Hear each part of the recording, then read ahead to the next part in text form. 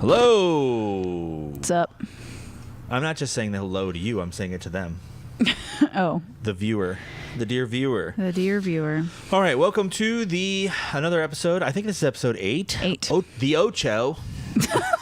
No, we're not doing that. The Ocho. We're not doing that. Do not encourage him either. We're not doing that. El Ocho. What's the next one, Dylan?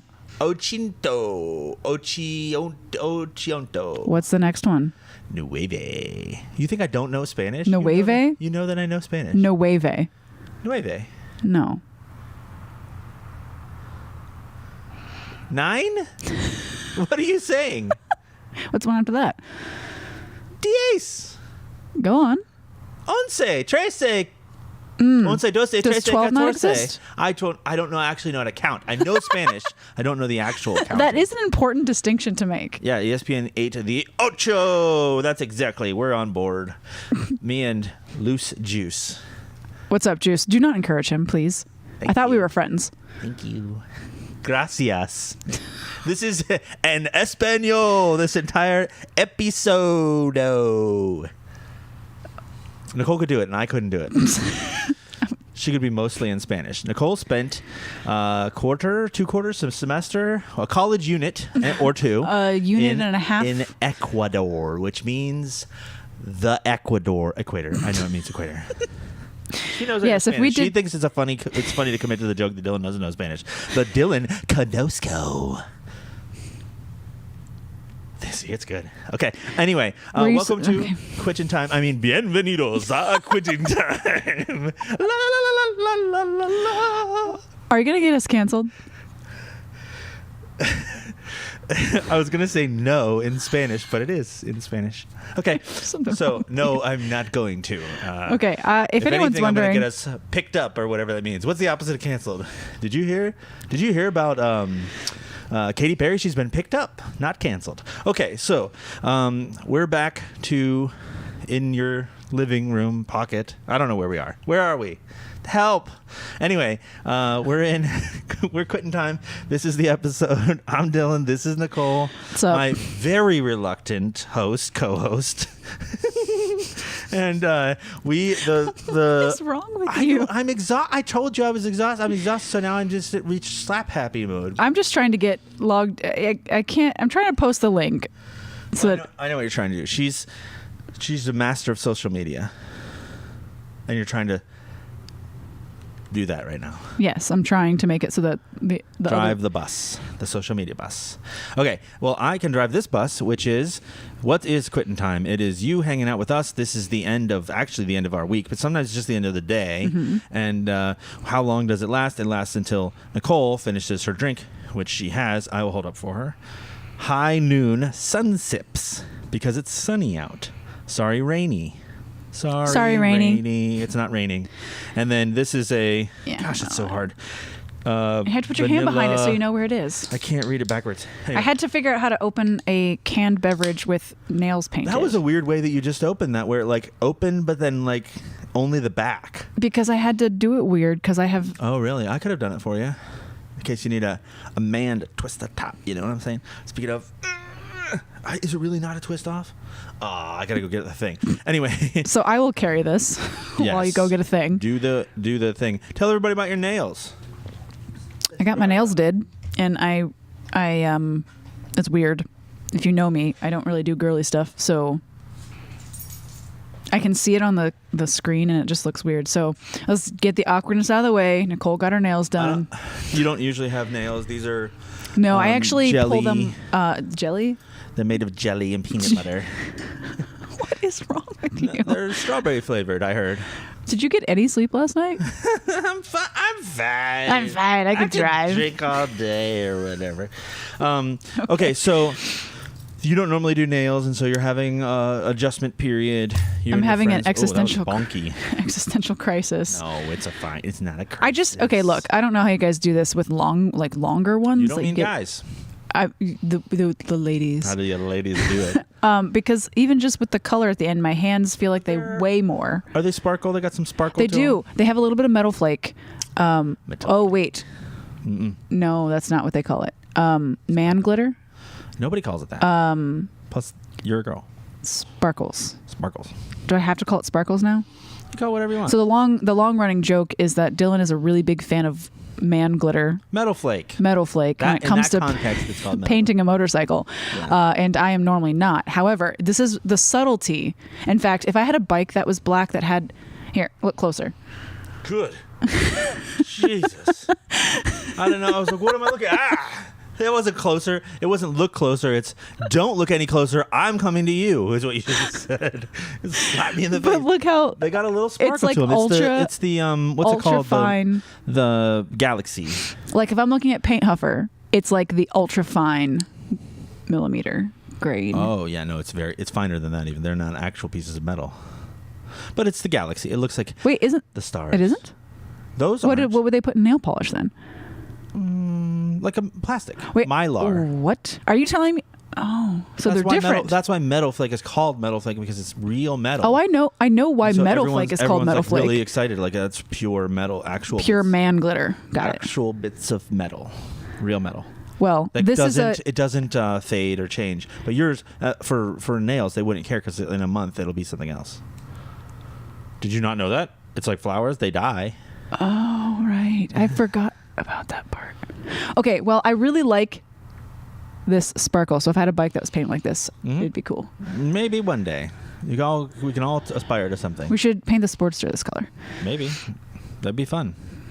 Okay, so we talked about the things. We talked about what we're drinking, which I said vanilla barrel cream ale Kentucky, which is our neighbor to the south. That was just a lot of words in a row. I just said them all. Yeah, Kentucky vanilla barrel cream ale, bourbon aged in barrels, established 1999, cream ale with natural flavors added in an oak barrel, bourbon barrel, 5.5%. So that's from Kentucky. So that means that's where Father Bobber is from. He was in here 2 weeks ago, last week. Yes. 2 weeks, and he's got stickers. Father Bobber, check him out on the YouTubes. On the YouTubes. That's how you say it, with an upwards inflection to create excitement.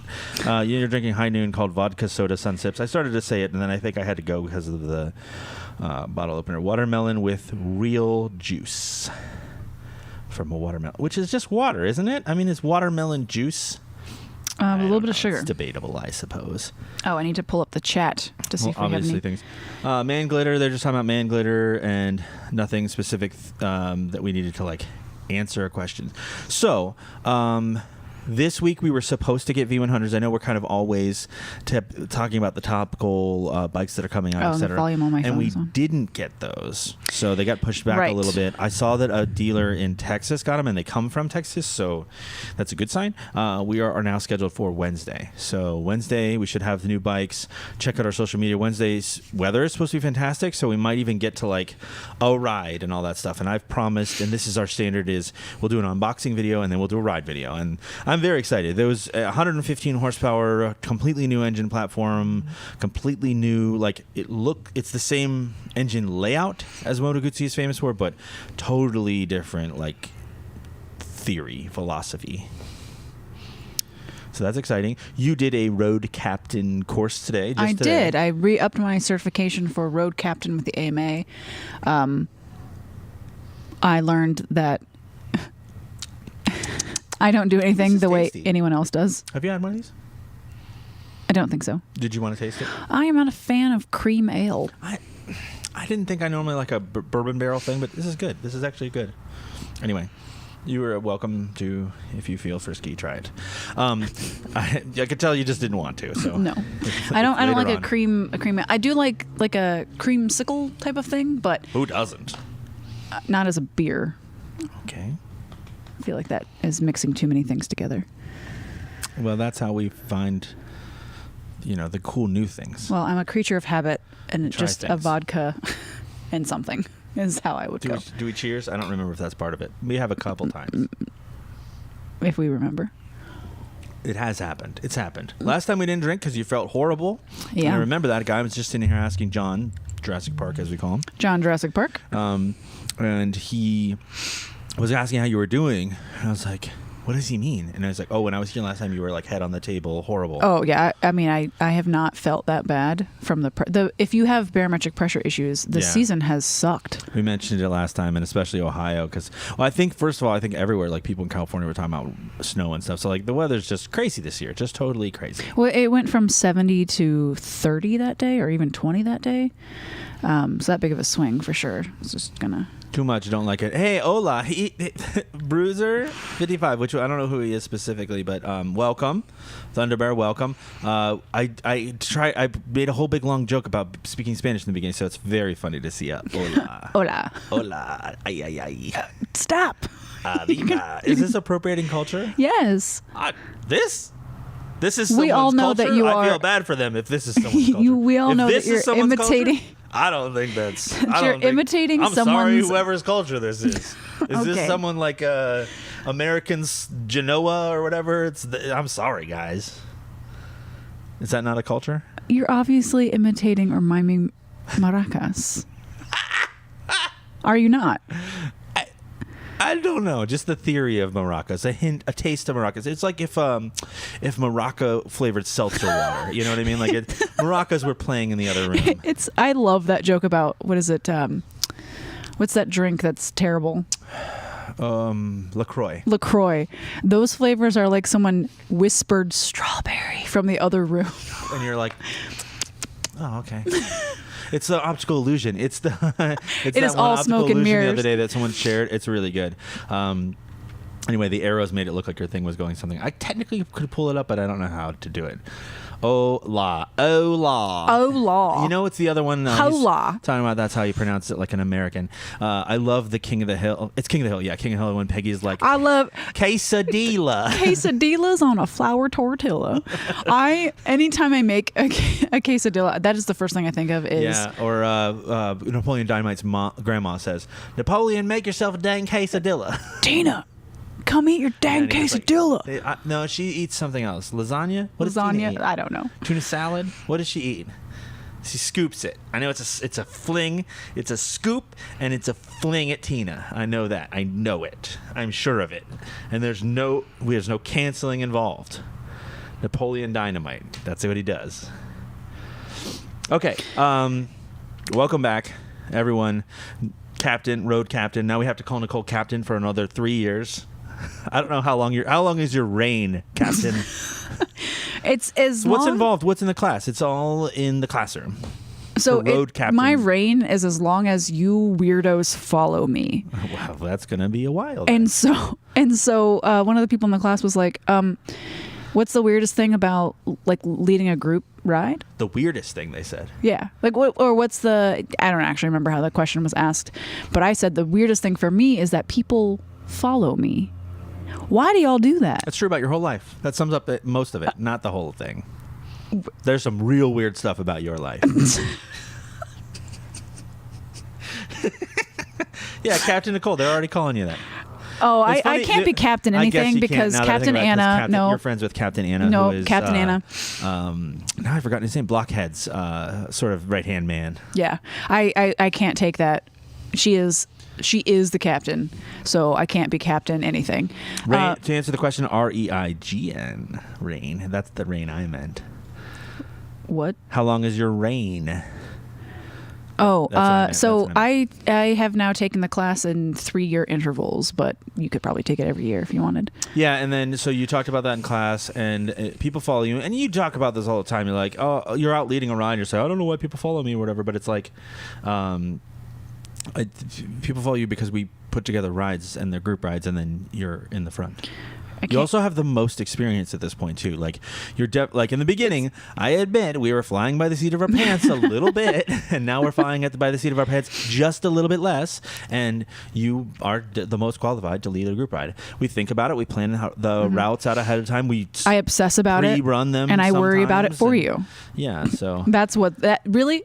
I've just figured it out. The benefit to letting me lead you on a ride is I've already worried about all the things that you should worry about, and you can just not worry your pretty little head about it. That's how we do our events and our rides and our business. Is these things have at least been thought about. Maybe we didn't take the time, we didn't have the time to get to them, but like things have been thought about. Speaking of, in our background of our video today is our accessory wall for Royal Enfield. So Royal Enfield is, like we mentioned, is always adding new bikes. That's like their thing now. And he said I took that class today too. Did you guys see each other in class? I think I've just connected who you are. Look, we've been trying to figure out.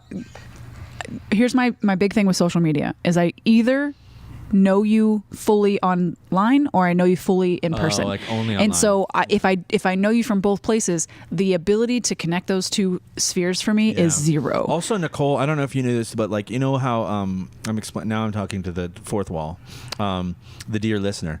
But most of the time, you know how like when you read a book, like Game of Thrones, I've allegedly have heard people can read, and not me. And anyway, don't do you know that. when you're reading, you have people read to you. That's yes, fine. Like a king. Speaking of rain, REIGN. Audiobooks. That's the answer. What? It sounded cooler when you said it the first time. So anyway, when you're reading a book and like a bunch of people have like really complicated long names like Caligula and Christophany, and you're like, that's just C. That guy's name is big capital C and then blah blah blah blah.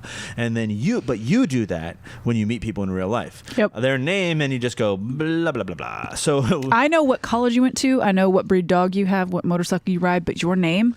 No idea. So Not if a clue. you can see them online, you know them online. But then when it comes to like attaching them to in person, like I don't know your name because you're just like that person online to me, or whatever your name is, like Moto Guy 420 or whatever. Yeah. And so like I don't remember what your real name is. Even if I've met you in person, I'm not like this. There are a few people like Father Bobber that I have met in person on like a relatively personal level, and in enough times for me to like connect his column A, column B personality with real life. Mm-hmm. But most people know. If I've only seen you in passing in person and don't remember your name, because I won't, sorry, your online persona where I see your name is what's representing you, not necessarily your face. Well, if I see comments, I think we're describing the same thing, basically. Then I've attached your name, your internet name, to your personality, but you don't walk around with a name tag on in person. And I would really love if people did that. You're like in a database where people have like attaching the two tables, and so you have this table and this table. Yes, and the person who does the attaching is on vacation permanently. Well, you're a computer. You just need it. Someone programs it. I can't think of it on my own. I don't have the AI. I can't tell if it was a positive thing or a negative thing that you just called me a computer. I like you. Am I a robot? I feel positively about you. So you meant computer, but not negatively. Positively. I just know how your brain works. It's a meat computer. Okay, so we're getting some questions that do need addressed. Do you guys sell Janus yet? Here's the thing. I did have some very private that I'm now going to make semi-public beef with Janus because... Are you going to do this? No, the short answer is I don't like Janus motorcycles, having ridden a few of them and worked on them. So take that experience for whatever you want. I haven't owned one, but I have ridden two 250s, the two different models, the hardtail and the softtail. I can't remember their... Maybe you should compliment sandwich this. Phoenix. I love the idea of Janus. Mm-hmm. When I heard about Janus and saw Janus motorcycles on Jay Leno's garage, and I was watching the videos and seeing their American company, they took a cool concept, which is to make take a reliable engine and put it into a motorcycle that looks old, and I love that idea. In practice, I don't love the motorcycles. They're carbureted, and I'm not afraid of carburetors. I have a vintage motorcycle business that I'm sitting in the middle of. I'm not afraid of carburetors, but on a modern motorcycle, that's crazy. I still own a modern motorcycle with a carburetor. Modern-ish, right? Yeah, but I mean on a brand new motorcycle. And then I feel like it's not implemented well. They don't ever run well. They are all the things you don't want about the old bike. That's the difference between a Royal Enfield, is that a Royal Enfield looks old but is fully modern underneath. The fuel injection works as fuel injection. We don't have to sit here and warm it up and kick it. And do you remember the proprietor we saw at the swap meet at Mid-Ohio Vintage Days that had the body kit to a essentially CB750 that they'd put on a modern. That's a what cool was it? A one, CB1100 too. that they had switched over. That is Honda. what I would love to have seen with this. Is all of the modern machining and engine work with Royal a Enfield. vintage body. Here's my concise way of saying about Janice, and I haven't done the compliment sandwich because I don't have the good part at the end. But is Royal Enfield is twice the motorcycle and half the price. Okay, so that was what I was going to bring up. Is better. that Juice said, I saw them at Mama Tried and figured this would be up your alley. However, their price tag is spicy. They're so expensive, and the concept, like if you like Janice, unless you just like that like earlier time period, like 30s and earlier, and you're just in love with that, which I'm not. For me, the Halcyon days. I do feel like so the Are the Halcyons, 60s, the classic 350s are 50s era. So if you're looking for, well, you wouldn't really get 40s, but 30s and earlier, Janus really is your only option in a semi-modern motorcycle. Yeah, but Royal Enfield would do that so much better. And here's the ultimate thing that it comes down to, especially when you're considering a vehicle, right? Like if you look up something online and you find that like a car, so let's think about cars. Everyone understands cars a little bit more. Maybe I know this is a motorcycle thing, but Toyota makes literally millions of that same car. Royal Enfield is the Toyota of motorcycles. They make the most motorcycles, especially if you go by model. The modern 350, it's called the J platform engine, that is the most produced currently motorcycle engine in the world. And if if you're Janus and you're taking what they take is they take a Chinese engine that is it's the rights were purchased from Honda, so it's an old Honda design in a mass produced Chinese engine, and they put that engine into bikes in America. So they take the rest of the parts they've done themselves here and they put them together, and they're hand painted, and that part's cool. I love the hand painted part of it. I love a lot of the aspects of it, but as a cohesive thing, it winds up costing twice as much, having way less power, and which is crazy to say about Royal Enfield because Royal Enfield never has the power, and it just doesn't. It's not, the reliability isn't there. The fun isn't there. I don't know. I found the whole thing extremely disappointing, and I really wanted to like it. It seems like it's right up my alley. Is a perfect example of why you asked that question. Well, there was a good follow-up question to that. Any chance they'll be carrying the BSA line? And I think that's more likelihood that we'll do that. I don't know that they would be going that far back to that style, but they're more along the lines of BSA is 50s, so they're very. That's similar. what I mean. So we're not looking at 30s and 20s. Yeah. Yet. VSA is very cool. I've mentioned this before. If you're obviously on YouTube right now, but Freddie Dobbs. If you look at Freddie Dobbs, he is a YouTube channel. He's a guy in England. He's based in England, and he just did a video on the history of BSA, showing an original BSA Gold Star. I think it's 59, and a modern one, the new one. And they look BSA. remarkably similar. Oh yeah, next to each other. They're awesome. I mean, obviously the new one has a radiator. It is water cooled, and that throws a lot of people off. But if you just take the overall picture, you know how I feel about radiators. And I always you love them. I always notice them. Yeah. They're always very poorly. They just kind of stick out. They have to catch the air, and they kind of have to be out. Oh, I get it, but that's why I'm more a fan of an air cooled engine. But that's one of the reasons on my lowrider that I'm like, well, if it's all black, then maybe you won't notice as much, and I don't notice it really at all. But I think they did a good job. That if I didn't notice the radiator, then the radiator's probably pretty well. You're right. Modern integrated. Triumphs do that pretty well. The Lowrider S does that pretty well. Yeah. So I'm interested on the Mandello, how that's going to look in person.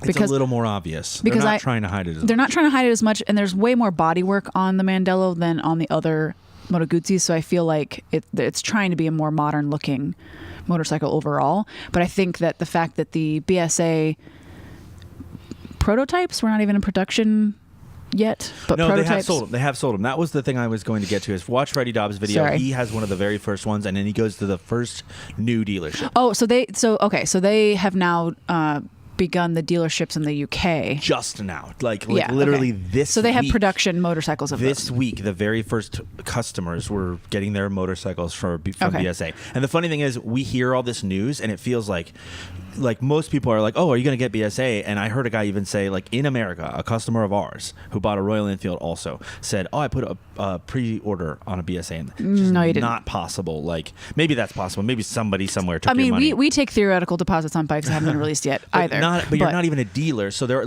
literally no dealers in America.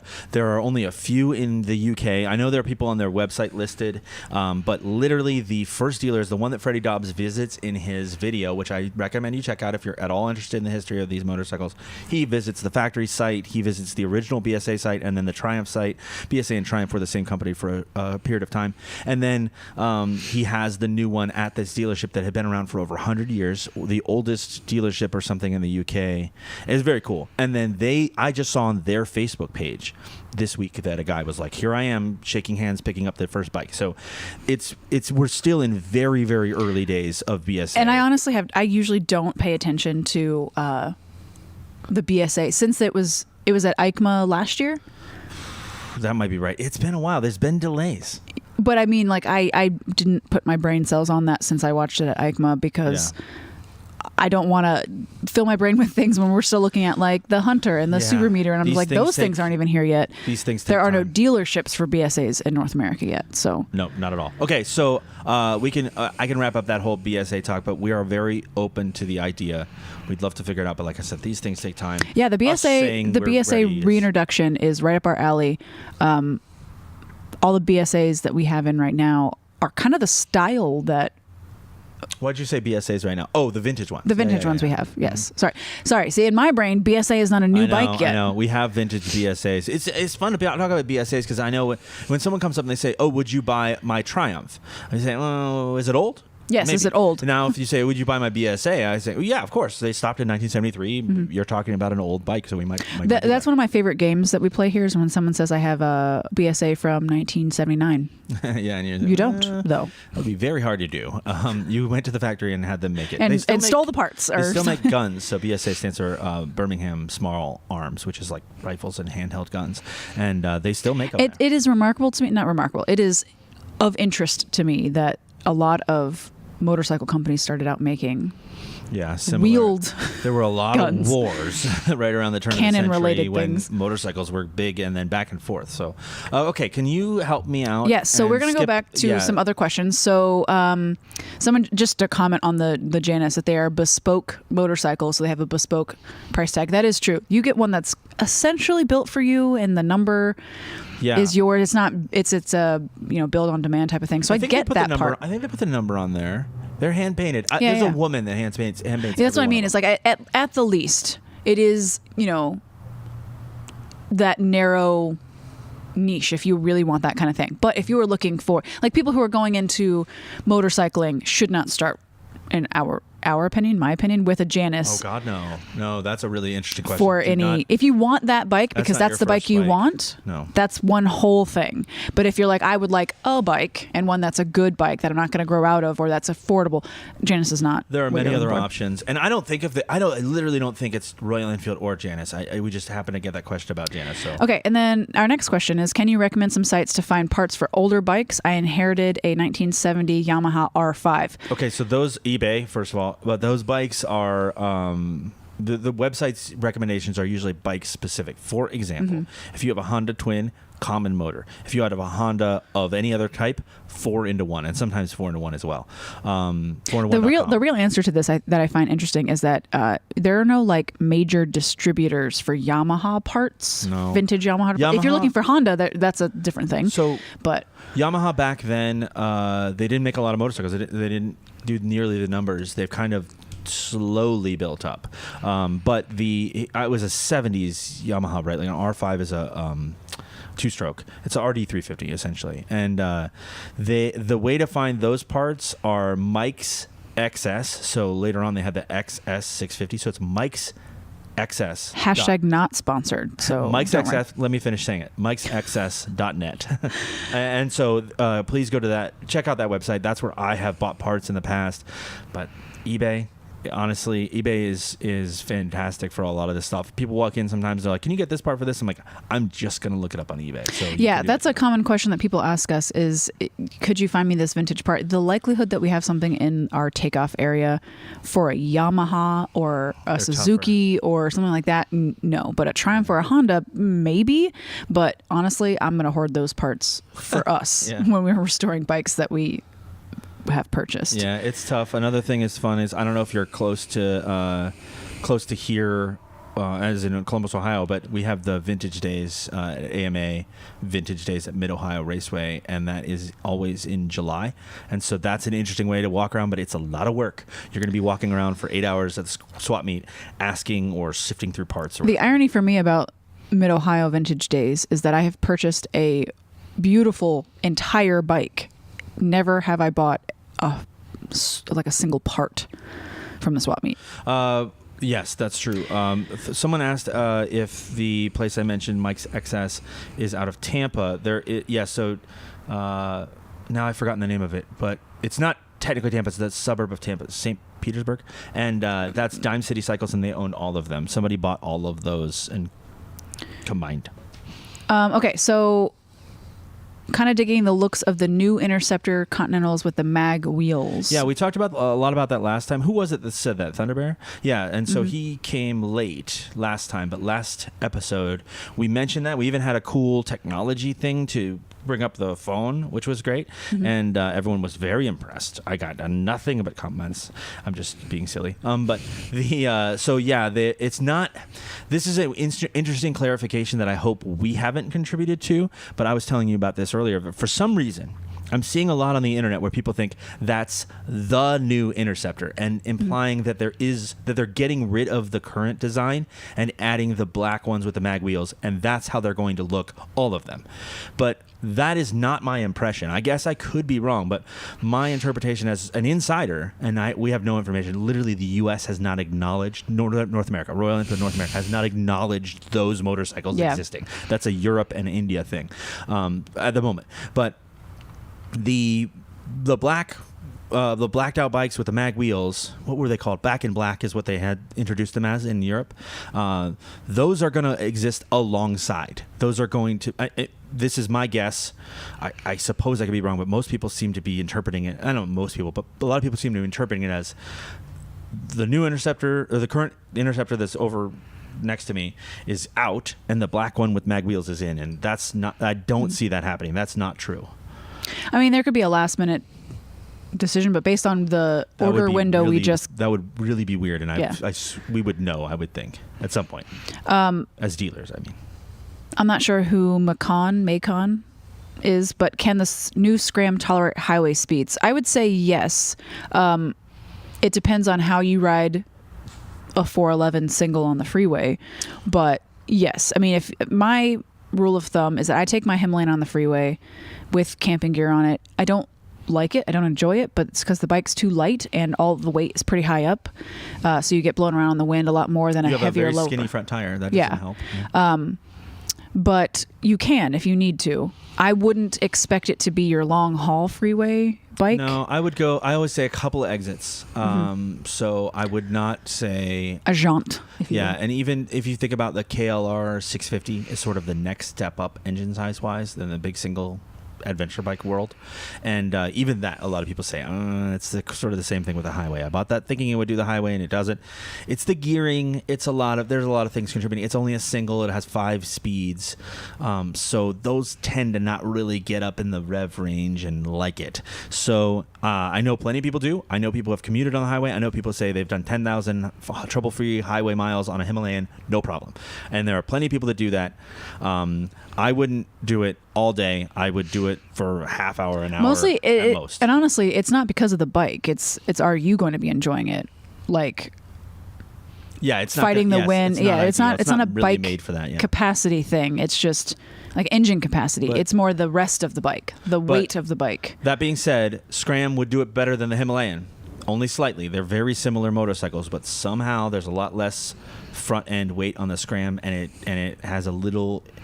it just carries a little bit more high-end speed, so it would do it a little bit better. I have been 80 on a Himalayan. Maybe you have been right around there too. Mm-hmm. Obviously, you're lighter than me, but there's a that's kind of your comfort limit. Anything over 70 starts to get a little.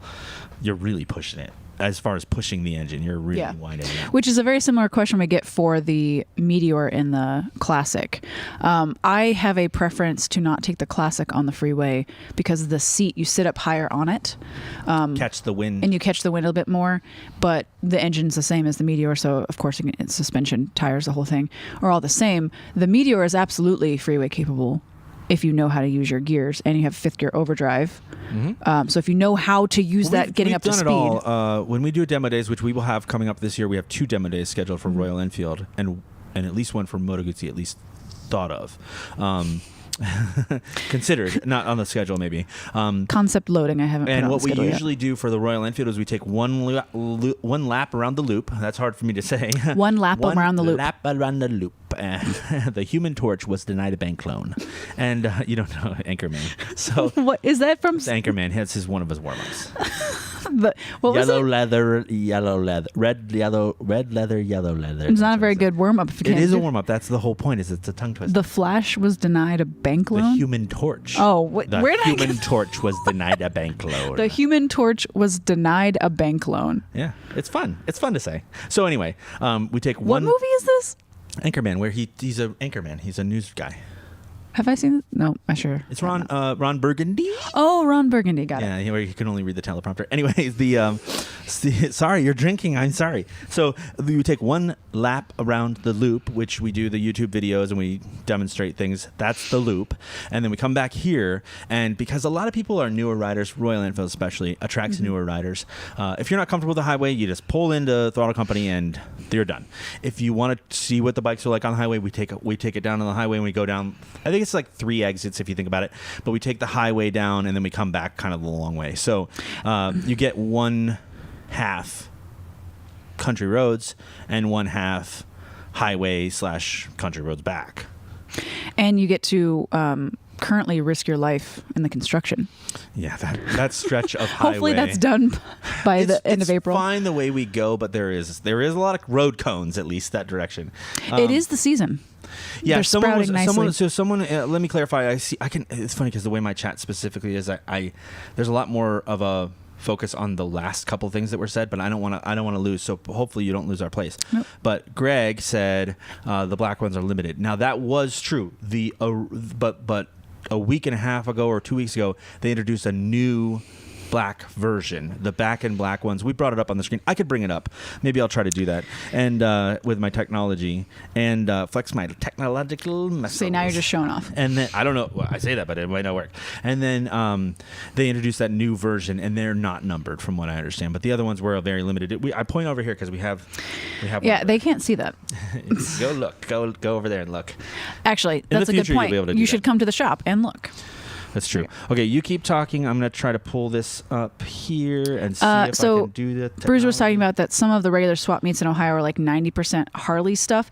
And that's true, I think, for 90% of the swap meets. But Mid-Ohio is specifically a vintage swap meet, so your likelihood of finding vintage parts is higher. The problem is the basic setup of this swap meet is put your stuff out in the sun or rain or whatever and let it sit out there. So I'm not... Oh, I got logged out. I'm not... I told you about that. No, but it hadn't happened to me yet. I literally can't use it. You can't use social it. media is I was fine. technological You're nightmare probably for the one me. that did it. You probably logged me out. You were like, it was like Yes. log everyone else out, and you're like, sure. Sure, why not? Nobody else does it but me. What problem could that have? But the Mid-Ohio Vintage Days swap meet, I mean, people are proud of their tanks and stuff like that, but I'm not buying brake pads or oil filters or fuel filters, which are oddly always in like gargantuan supply at these. We could rant about swap meets and how kind The number of silly swap they meets that are. we've been to where I'm just like, I literally would not pay anything for any of these things. They go to everyone. You should pay me to haul this stuff. away. We used to actually host a swap meet here at Throttle Company and put the kibosh on that the second year we did it because Now who's appropriating culture? I'm Italian. Is it okay? Kibosh is an Italian word? It sounds more like Polish. Kibosh. You're going to eat some delicious kibosh later? Oh, gosh. Oh, no. What happened there? I don't know. Did I ruin it? We're still on. Okay, we're still on. Okay, so I'm just going to move on. On the Meteor, I've done 90 Well, hold on. Okay, yeah, you keep going. minutes on the interstate. It can do it, but yeah, it's not the most comfortable for bike or rider. Yeah, I mean, that's the crux of whether or not a bike is for the freeway or not, is whether you're comfortable or not. I've taken my first bike, which was a CB360 on the freeway. My first group ride on the freeway was a CB500. Was it comfortable? No, but did I do 90 on the freeway for 2 hours? Yeah.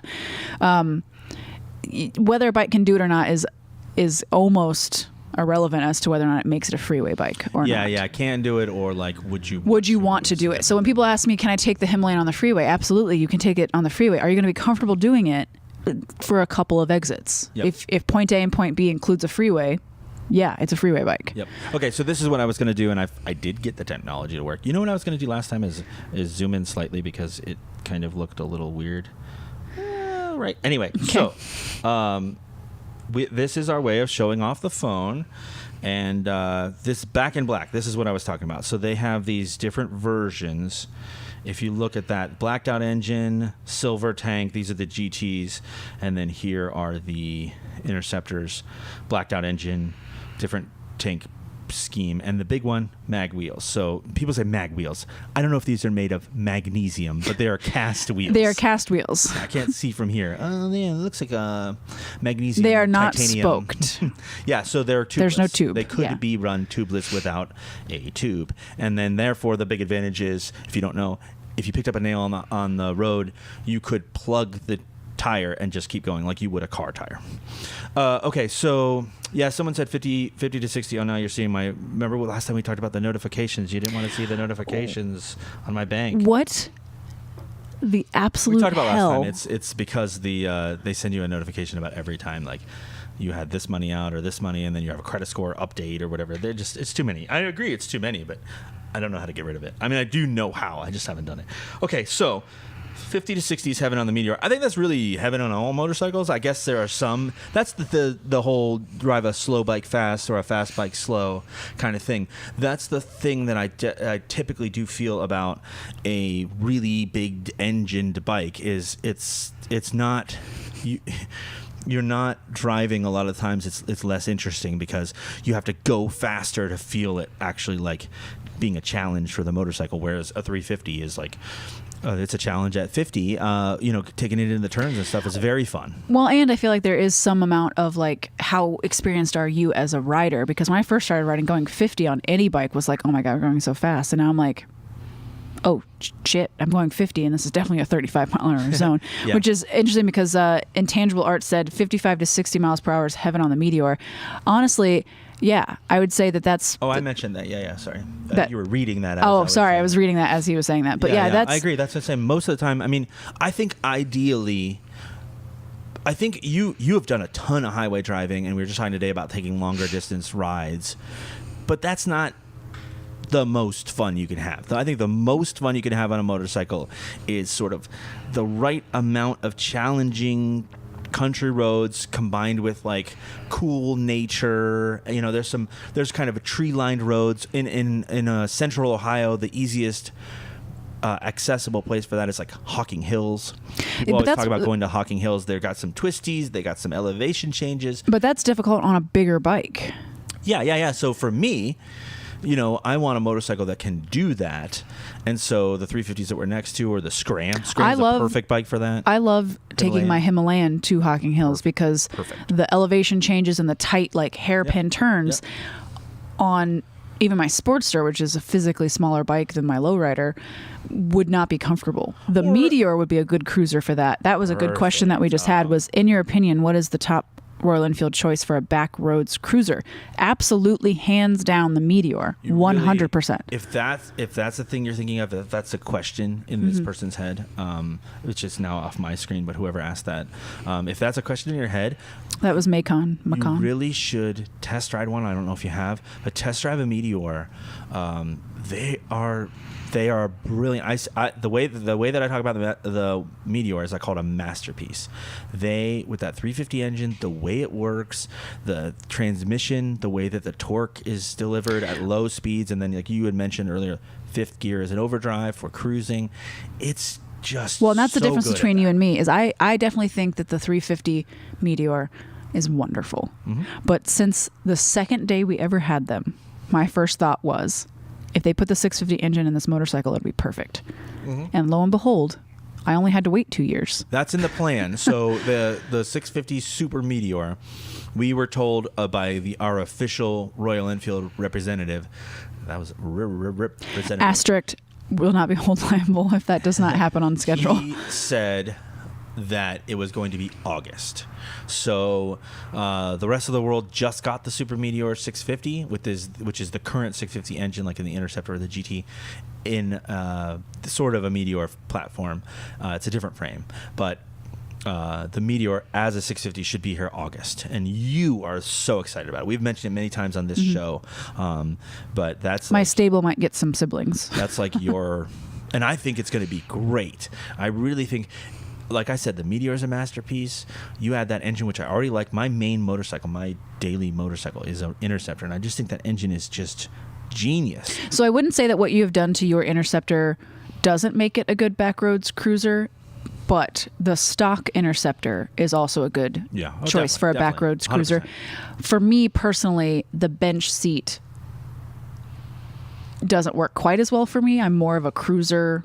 You're more of a position. lean back, feet either neutral or forward. But with handlebar risers on the Interceptor, for my proportions, I guess, would work better. But that is also a really good backroads cruiser where you get a little bit more of a little more engine, same maneuverability.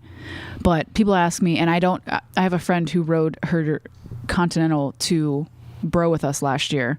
Babe's Ride Out in New York. In New York, yes. On a cafe racer. Yeah, the Continental GT, which is the same engine as we're talking about, but that's we talked about this in the past, but just to summarize this as briefly as possible, Royal Enfield's strategy is to take each of their three engines, 411, 350, 650, and do a roadster, a neutral standard bike, and a cruiser out of all three of those. So you will see that happen in the future if those don't exist. And basically that's what they're going to do is say, hey, we've spent a lot of time and energy at developing this engine that we consider to be really good, and we're going to make the most of it with those basic three types of motorcycle, which is sporty GT style roadster, the cafe racer is the perfect example of it, and then the neutral, and then the But I get that question a lot. She definitely did fine. She would say that, her back and wrists were sore and that she's borrowing my Sportster for Bro this year. But if you had that same engine in the Meteor, which is what is coming, that absolutely is your 1,000-mile round trip bike. I've taken mine on the highway all day, even with the knobbier tires that I have on mine, and no problem. 6 gears, 90 miles an hour is not uncomfortable. It is a totally different thing than what we were mentioning earlier about those other ones. And gearing is a big part of it. Gearing is a big part of how the whole equation. So it's not just your displacement. So Macan said, love to take a test ride. Unfortunately, no Royal Enfield dealers within any reasonable distance. I may have to take a road trip. They're adding them all the time. I mean, we're obviously the closest one to us in Ohio, but there are... Did you just say we are the closest one to us? If you lived in Ohio or Central Ohio, it's us, and then the next one's like an hour away. So that does happen, but Royal Enfield is adding more dealers all the time. And demo days, if you go to an event like Vintage Days, or I know they're at Daytona Bike Week right now, they're trying to get out there. They realize that's true. The dealer network has really grown a lot recently. Bruiser, what do you mean by backrest? Backrest on the Meteor, or do you mean on the Interceptor? Because the Interceptor backrest would only help a pillion, but if you had a single rider seat on a Meteor, you could have a backrest. He says for upstate yourself. New York. I swear there's a Buffalo. I swear there's a dealer in upstate New York. I don't know. Having ridden to New York a couple of times now and saying that I'm going to upstate, we'll I've look into been it. Yeah, you're right. Maybe corrected a bunch. I'm from Ohio. Maybe I don't know what's considered upstate. Apparently, it depends on where you are from in New York. I only know the Hamptons. I only know the Catskills. I don't know those. I don't know this. I just said it. It's a word I know. So the guy who comes here for his daughter's tennis competitions at the convention center. Look, this is because I talk to the people on the floor. We have a guy who comes from New York and buys Himalayan accessories from us. Right, I remember that. Yeah, volleyball thing, right? Volleyball and You said tennis. tennis. Maybe it's both sports, but I told him one time that I wanted to learn how to surf, and he was like, "I'll get you my guy in California." I'm like, "I'm sorry, sir. How do you think I'm getting to I know what you're talking California?" Anyway, he Where do you summer? where do Where do you winter? oh right, where do you winter? whatever. I winter here. You have to do both. But anyway, where upstate is a question apparently. Yeah. It's funny because again, I'm favoring the most recent one, but Thunder Bear has a Moto Guzzi and says get a Moto Guzzi. That's an interesting suggestion because there are even less Moto Guzzi dealers. So if you're lucky enough to have a dealer nearby, that's an easy one, but it can be tough. Main rider backrest. I've never done that. Have you? Your seat has a prominent back to it on your lowrider that I'm thinking of, and the Himalayan has that as well. But I've never done I've never had a rider backrest. backrest. I never have either, and I don't feel like I would ever want it. And the only reason I have a sissy bar, which I took the backrest off of, was to put my sissy bar bag. But have you ever sat on like Gold Wing or something like that with it? Ronnie's. I don't want a Gold Wing for like the weight and the overall like heft to it, but the backrest actually kind of feels nice. Even just sitting there, you're just like, oh, okay. You know why my road could go name a is long T-Rex, right? Because you got the short arms. The short arms. I know. So you just wouldn't use it. I wouldn't be able to lean back and reach my handlebars. Sorry, Fat Joe. Is that his name? Lean back. Somebody tell me. I don't know. Somebody. No, last year I got the nickname T-Rex because I had my sissy bar bag, and I was like, my back sometimes your hurts. Sportster is exactly. I'm doing T-Rex right now. Now I'm appropriating the T-Rex culture. But I just rode your Sportster 2 days ago or 3 days ago, or whatever, and it did feel. Yeah, I really have gotten used to the lowrider having the appropriate handlebars that I would like to put on the Sportster, because the handlebar risers I have on the Sportster are from a lowrider. Oh, that's right. So it comes up, and the up helps a lot. Oh, it helps a lot. The wrists out were not. It's not ideal. I have ridden, 3,000 miles on those handlebars, and I just got used to it. Same thing with the throttle cable being. Yeah, Fat Joe, I was right. Lean back through the Rockaware. We both know that I'll just get used to something and make it work. So okay, so I'm sorry to hustle you along, but it feels like I feel behind on my homework right now. I feel like we haven't gotten to the chat. So can you? Yes. So Buffalo is 6 hours away. New York City is 3 hours away. 6 Nowhere. Hours? Well, the Hamptons. I'm not good at geography. No. I'm sorry. 6 hours in the same state. New York State is giant. Just so you know. Crazy. New York City is that little like bloop on the end. You kind of said New York like Alicia Keys. New York, where dreams are made of. Anyway, perfect singing. I was going to answer somebody else's. Oh, sorry, I do distract. Yeah. Is the Meteor in any way superior to the Classic? No, they are different motorcycles. Was that Dan? Yes. Rodemsky, I think is his name. He's big on the Facebook. He has his own group for the 350. So the difference here is the same way the Intercept, like Dylan said earlier, they're essentially the same engine, frame, exhaust, suspension, all of those kind of things. But what was the exact question? I was too starstruck by him. Is the Meteor in any way superior to the Classic? And this is where, if someone were to say which one's your favorite, I don't play favorites. You might. I don't know your life, but like they're just different. In any way is an interesting way of phrasing that. If it comes down to preferences, at the perhaps. Moment, this is funny because I happen to know his has the tripper. He added tripper. I pay attention, but to his Classic. Yeah, he has. So a Classic. in the space that is like dog-eared for that. Yeah, the little like coin. It's like a coin-looking thing on the Classic, and it's funny because the Classics are like a foot away from us. He keeps pointing, and I know you can't see it, but there's kind of a Classic. There's one right behind me. Right there. Oh, wait, I made it worse. You're making it worse now too. It's backwards. So anyway, the tripper is one of those military things. one behind him. It has a gear indicator. That's a thing. So in any way, I'm really picking out the words and saying that technically, in some ways, I find the seat position it's lower, and that helps newer riders. So in that way, it is better. The Meteor. The foot position I feel is perfect It's more, on the Meteor. It's more towards cruiser, which for some people is better. I think for a lot of people, honestly. So here's the story. Here's a little inside baseball, and you can probably tee up our next question. But I'll do Why a are there quick, so many sports analogies? inside baseball just means from the people who are like doing it every day to the regular people. You're like, I don't know what you're talking about as a dealer or whatever. But the Meteors the sales were kind of slow overall in the whole country in North America, and everyone thought, well, the cruiser is cool, but like 350 it's so small, who would want a 350?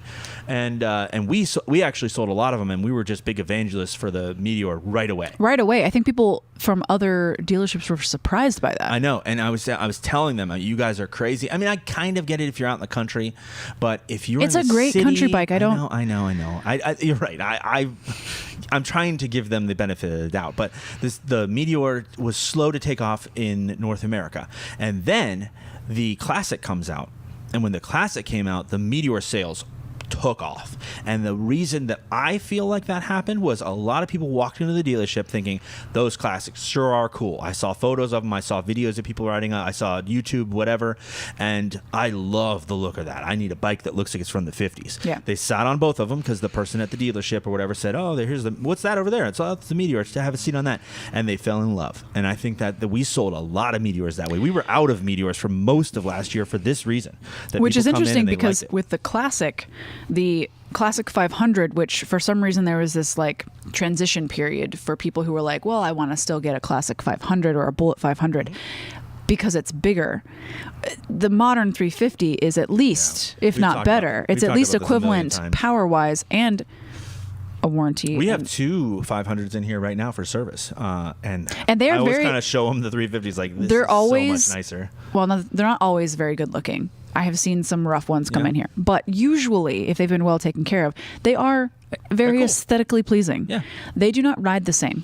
There's no rough. Comparison. They are a lot less refined. These ones vibrate less and work better and feel safer, especially at highway speeds. We talked about this before. Yeah, I wouldn't take a pre 2020. That's a perfect. I think we talked about this in summer. In summary, the Classic 500 and the Classic 350, I would much rather take the Classic 350 faster, over 50 miles an hour. I feel a lot safer on the new 350 as opposed to the older 500, even though you would think on paper 500 it should be better going faster, but it is not even close. So, for example, Charles just said we got a Meteor 350 for my fiance. She's 5'3", 120 pounds, and it's great for her. We rode from West Virginia to Niagara Falls, and she had no issues keeping up with me on my Harley.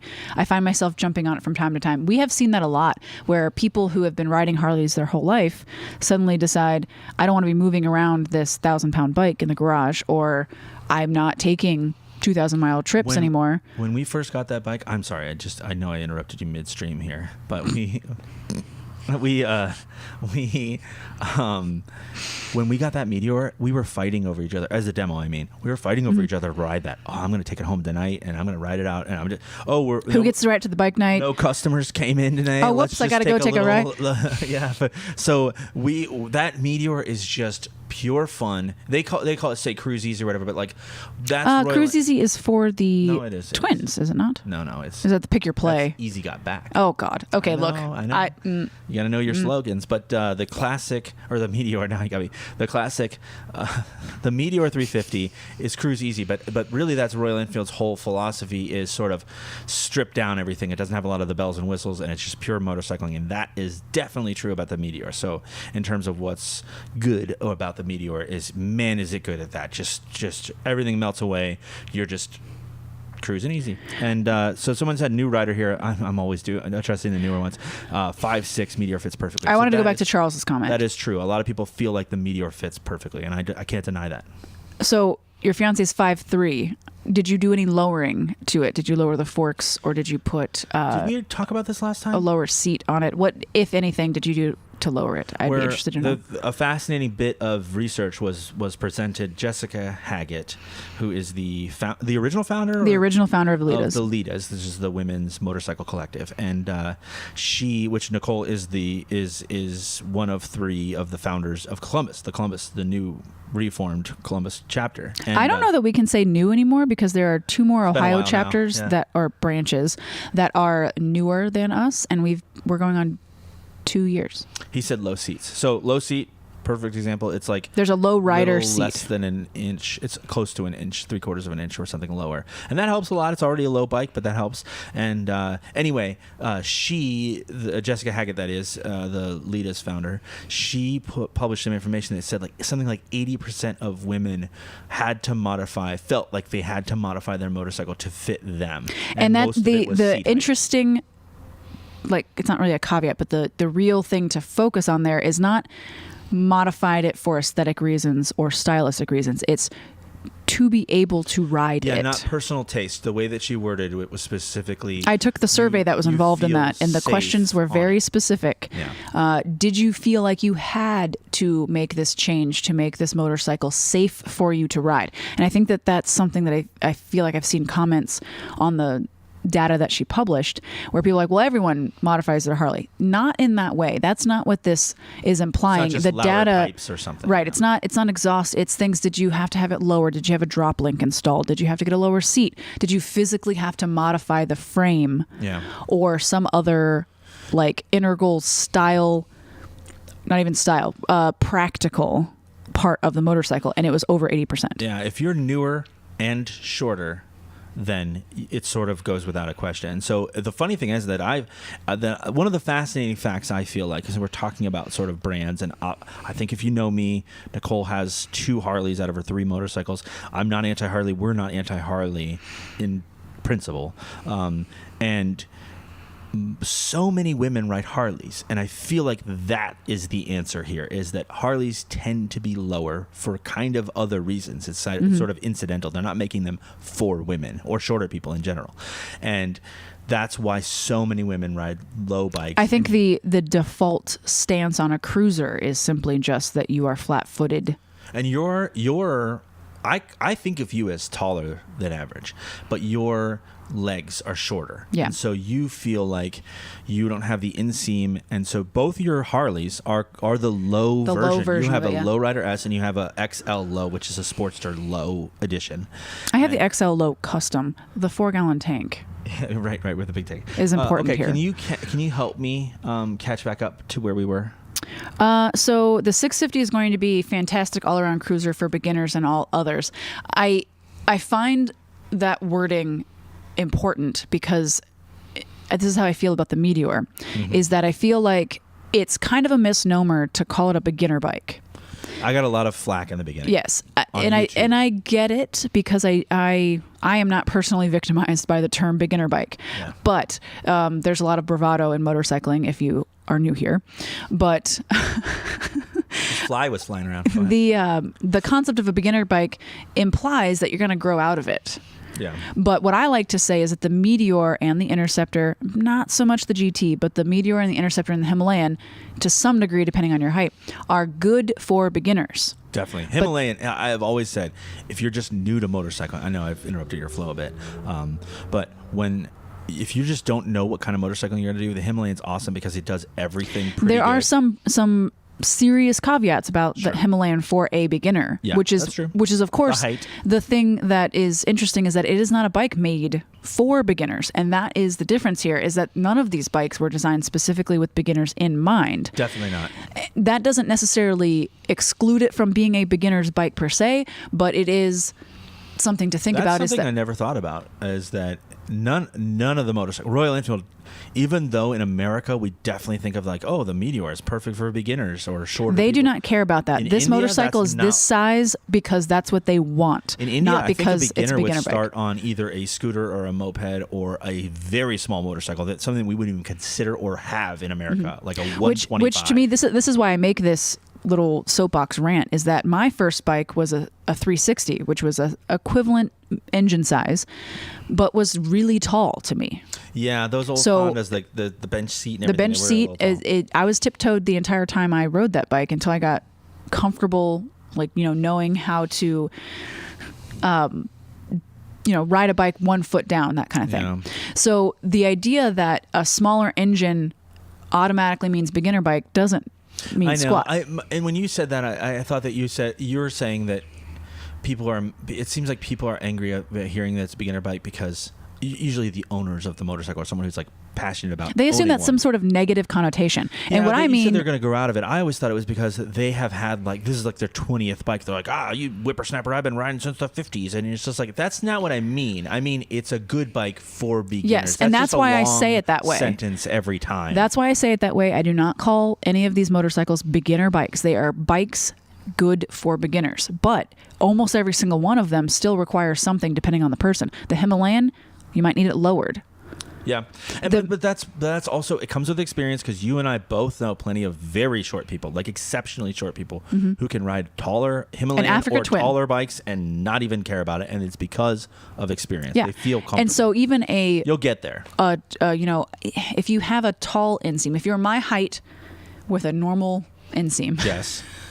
you probably won't have a problem with something like the Himalayan. Yeah. It is a 31.5-inch seat height. My inseam is 29 inches. Yeah. So that means you're tipping I'm over a at the lights. yeah. Yeah.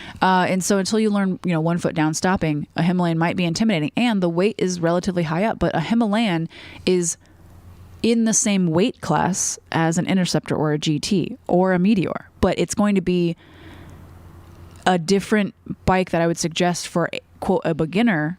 Depending on them, are they tall? Are they short? Are they confident holding the weight up? I feel I used to not really ever think about the plight of short people, but now that people come in a lot and they ask about these things, and we go on test rides, and they think, I don't feel comfortable riding this Scram, which I don't consider too tall of a bike. All the bikes that we have, we get very lucky because even the V85 is the tallest seat height bike that we have.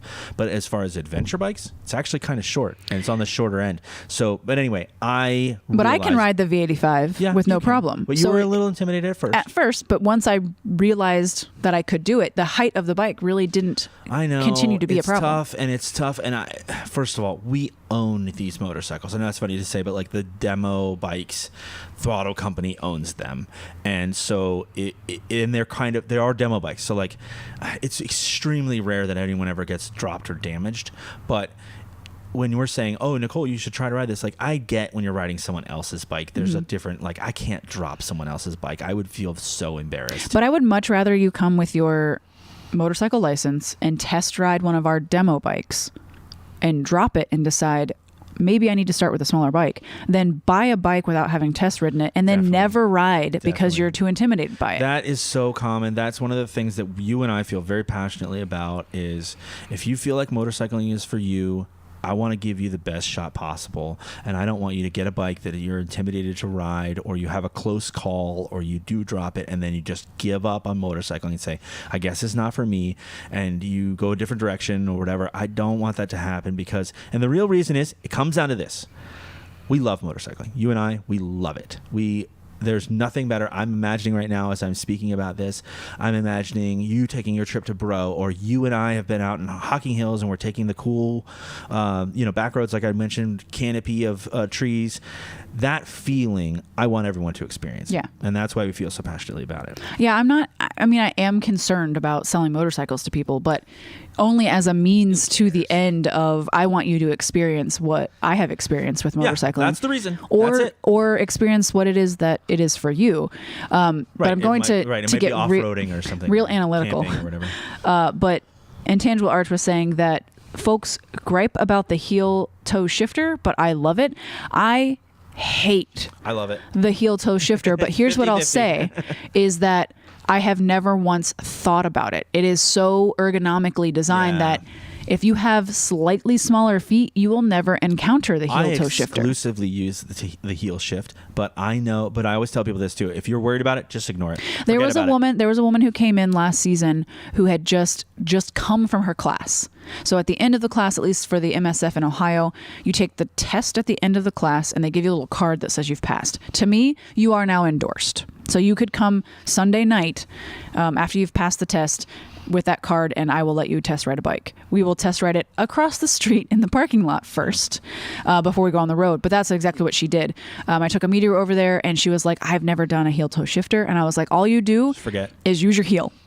That's it. Yeah, but you have used it, but you're telling new people. That's what I say. Is I just say I find find a right hand shift Triumph easier to remember what to do than to use the heel toe shifter. Down is an up shift. Yeah, it's a reverse pattern shift. Rocks. Yeah, but and that's what my brain can't do really, is that the action of using my heel, it's not linkage is not. You're a classic overthinker, though. We all know that. Anyway, my point about that is that she did a couple of circles around the parking lot and came back, and I was like, "How'd you like the heel toe shifter?" She's like, "I absolutely love it." Oh, that's great. Some people do. It's huge. It's funny because in America, there's a weird, like, vaguely racist thing about, like, the Indians love it because they can ride in flip flops or whatever and sandals, and it's like I don't think that's the reason. There are so many large baggers that have a heel toe shifter because it has a platform. And because we have a Moto Guzzi, California over there, and you cannot physically get your foot underneath of the So it's all down, down, down. You go down to shift down with your toe, and you shift up with your heel by going down. And you can add it. I'm talking about the classics that are here. You can add it in other countries. The classic comes with it, but sometimes it's just about your foot position. It's an awkward motion to lift up. The more forward you put your foot, the less strength you have in your toe to lift up, and so the heel is the reason. That's the whole reason it was originally developed. Whether it has anything to do with sandals, I have no idea.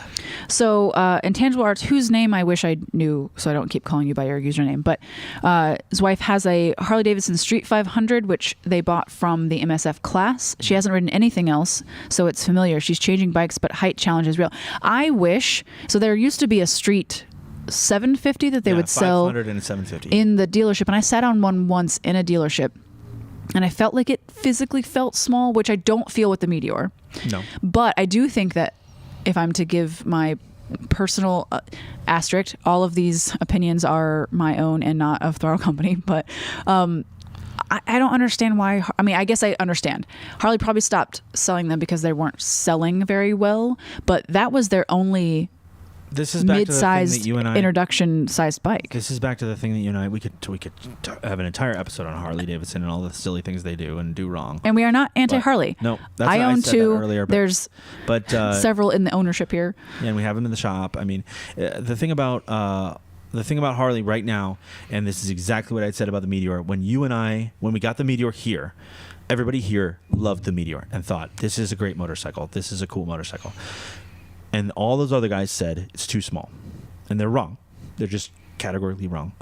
And that's how Harley feels about the Street and the 750 and the Buell before it, the Buell Blast, or the Buell, any of the Buells. The Buells were just ugly aesthetically, but the motorcycles themselves. My problem is the reason why a motorcycle doesn't sell is because the person in the dealership doesn't like it. And I'm not saying pretend that you like it, but I like a Meteor. If someone's buying a Meteor 350 right now, I think they're making a good choice, and I'll tell them that. And I know I've been in a Harley with a Buell. I used to own a Buell. I guess I still technically own the Buell, but you'd go in there and get parts, and they just didn't want to talk to you. They didn't. Oh, a Buell? Never mind. I don't want to even interact with you. And so I'm sure that when they were selling those, and when they were selling the Street 500, and when they were selling the Street 750, they thought, why buy this when you could buy a Sportster, like a real motorcycle? Why buy this when you could buy, a big twin and actually get a real motorcycle? And that's not how we do things, and that's the mistake they're making. And now I'm not saying they should be selling 500s. I don't know the answer to that. But the reason they don't sell is because they don't want to sell. Well, and that's what I feel about the Meteor and why I don't call it a beginner bike. It's a bike good for beginners, is that it is a full-size real motorcycle. Yep. You have a Meteor next to a Triumph T100. You don't notice. You don't notice. Look like a kid's motorcycle. And I feel like size. I struggled with that with my 360 at the beginning, and with the 200 I learned on is that those are physically smaller. Everything's scaled down a little bit, except that they're high. They're like tall. So the Meteor is designed in such a way that not that it should matter, but if you're like worried about having a small bike next to everybody at the bike night or whatever, you aren't going to look like you have a small bike. You have a full-sized 440 pounds wet motorcycle that you can handle. Yep. So Kawasaki made a big deal of the ergo fit of the Vulcan S, but trying to get a dealer to set up a test ride for a short person, hell no. I remember the first motorcycle show we went to was in Cleveland at the IX Center, and I sat on the Indian something or other that was for Scout? short people. I think it was a Scout. With all the short stuff. Even with their ergonomically intentioned short people changes, I still felt like at the time that it would have been too big. I remember you thinking, oh, this is way better. It's way better. Yeah. But at that time, I don't think I'd even gotten off of the 200, the CB 200. Well, yeah, and I don't know what to say about the test rides. You know, Royal Enfield sort of has a black eye about that too. I know that one of the dealers that shut down that was an hour away, they just straight up didn't do test rides. The other one is like, I hear horror stories where they're like, cash, $500 cash to do several of my friends love to do test rides. We do them all the time. And the funny thing is, it's like, what was my analogy I always used to use was the cookies. You bake a bunch of cookies and you say, oh, you want a cookie? And you think you're being polite by saying, no, I'm Or fine. they don't want to open the package. I want you to do test rides. I want you to do a test ride. And here's the other thing. And I think this is what really helps people get it, is we get to go with you.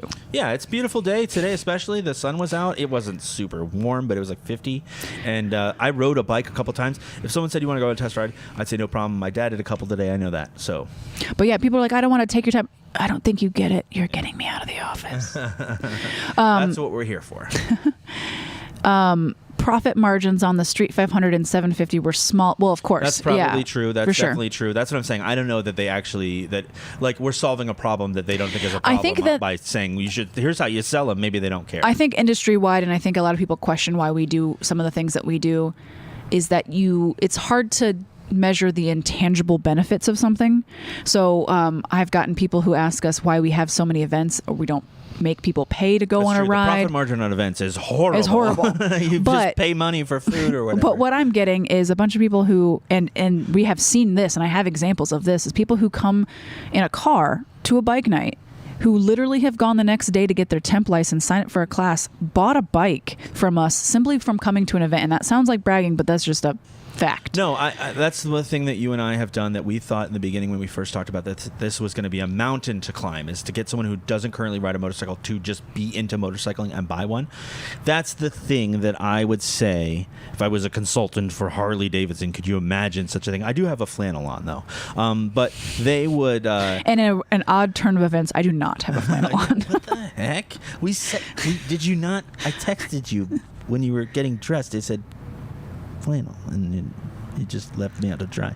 I'm just joking. You don't like my new teal sweater? It's perfect, and I told you that. You're just saying that in front of them. I told you it was perfect. So anyway, that's what I would say, is that bikes like the Street 500, 750, they make riders, and riders are future customers. Yeah, I think it's the making riders versus maybe focusing too much solely. It's a short term. You're just saying, well, I'd rather than buy this, whatever, $50,000 is crazy, but this, $20,000 motorcycle, $8,000 bike, and I feel like an $8,000 bike is someone who's excited to go motorcycling and keeps buying bikes. The way I look at that is, yes, I own motorcycles that are in that price range that you would get from a dealership, but I definitely didn't start there, and I wouldn't have bought that as my first bike. So the options here are only sell $20,000 plus motorcycles and maybe miss out on a segment of the market, or start somewhere at a lower price point and hopefully they work up to it, or they buy multiple. We have people who have bought 4 or 5 motorcycles from us. Yeah. Well, and that sounds like an exaggeration. Thank you so much. But it's not. Let me bring something up on a personal note. I have to pee so bad. And so we either stop here or you carry the conversation. You decide, because you'll take pleasure in my suffering. A word you learned the other day, which is Schadenfreude. Schadenfreude. I'm going to answer this last question and then we can be done. Okay. Who or where and how did you two meet? And were you both into motorcycles when you met?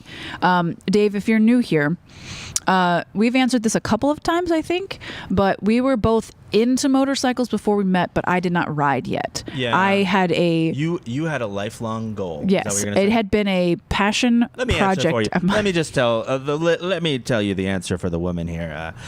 Basically, is that she always wanted to do it. She liked them. Her favorite ones were the fast ones, the loud. I'm just joking with my manspeak joke. It's gone on too long. Mansplain. So we met at a previous job that we worked at the same facility. Place called the Idea Foundry. It's just down the street from here. It's amazing. Community workshop, so you can rent like the tools.